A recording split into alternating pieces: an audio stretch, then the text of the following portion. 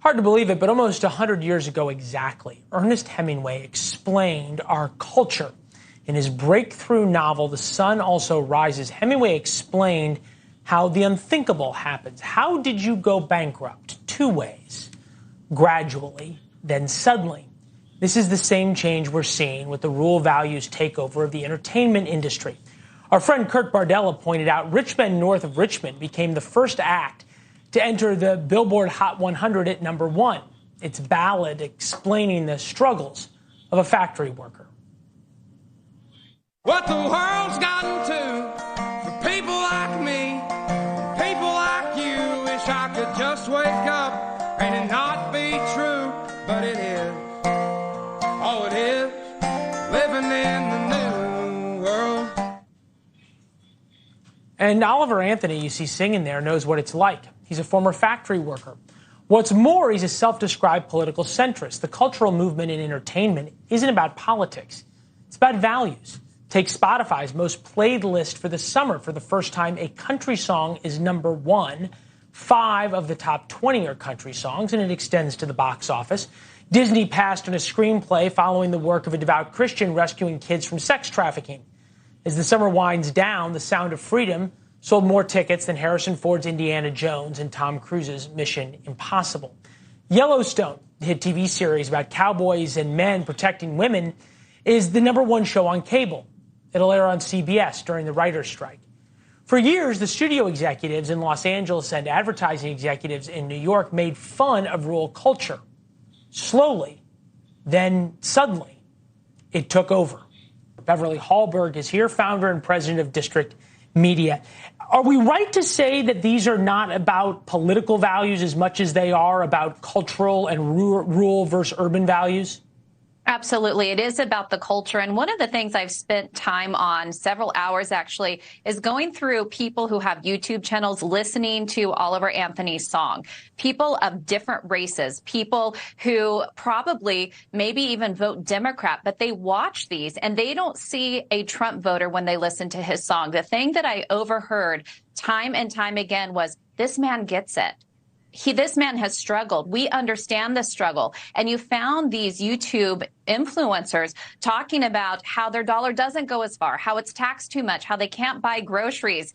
And the line that really resonated with people is when he said, people like me and people like you. And you had Black Americans watching this saying, this is my guy and we need to protect him at all costs. So I think the elite want to make this purely about a racial divide in our country, but I think it's culture and it's people who are struggling that come together. All right, so expand this going forward, right? Jason Aldean is likely to headline the RNC with Try That in a Small Town. But to take us out of the political sense for a second and put us in the cultural sense, where does this go? And I just want to say, I see Oliver Anthony as different than Jason Aldean because Jason Aldean has it's an entertainment label behind him. He has money behind him. It's highly produced. Not saying that people shouldn't like his message, but when you see Oliver Anthony, where he makes this music himself, he plays it himself, he's there in the woods where he lives with his dogs behind him. I think there's something so sincere and authentic about that. And I think people are resonating with this man means what he says. So I think where this goes is I believe we're still going to see Hollywood and some of the elite try to hold on to what they think entertainment should look like. But here's the thing. The entertainment industry is a business industry. It does come down to the dollar, and the dollar is going elsewhere, and they're going to have to pay attention. Feels like the music industry is also paying attention now, just sort of by the sheer amount of money that is flowing into the country music acts. Oliver Anthony's a little different because, as you point out, he's just a guy with a guitar. It is sort of eschewing that part of the music industry. But again, I think about this culturally because obviously we've got Yellowstone now being picked up by CBS, Tyler Sheridan, on and on and on. The guy who created Yellowstone has gone on to all these other successes. But the rural-urban divide in America, and now we'll bring it back to politics, I don't think there's a candidate yet in 2024 who has figured out how to bridge that, is there? I don't think they have yet. And I think what we are seeing, as you mentioned this word culture, I think it comes down to that. There seems to be a nostalgia for old America, the way it used to be. I'll even use COVID as an example. You saw young people leaving cities, wanting to buy dirt, start their own farm. People are making their own beer. People are growing their own food. So I think there's this desire to get back to just the fundamentals of life. Yeah, I know. I've heard that. There's that old line, though, right, about, I don't want to go back to the way things were. I want to go back to the way the past deals with the future. I don't want to go back to the past. And so far, there's candidates who are trying to hit this on the head, right? And most notably, it would be Ron DeSantis, I think you'd have to say, who's tried to pick these fights the most deeply or the most aggressively. But it doesn't work. And I'm wondering, what is it that both Republicans and Democrats aren't picking up on in this cultural revolution that's now happened over the summer?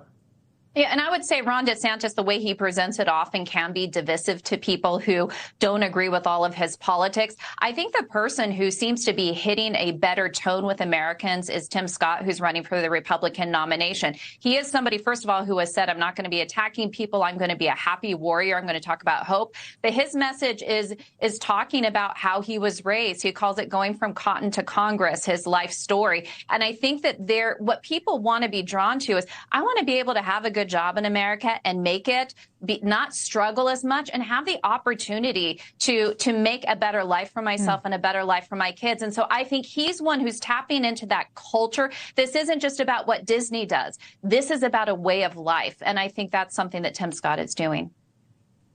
Beverly Hallberg, no surprise you're from South Carolina, talking about South Carolina's favorite son. We'll leave it there. Beverly, thank you. It's good to see you as always. Good to see you. Thanks. Yes, ma'am.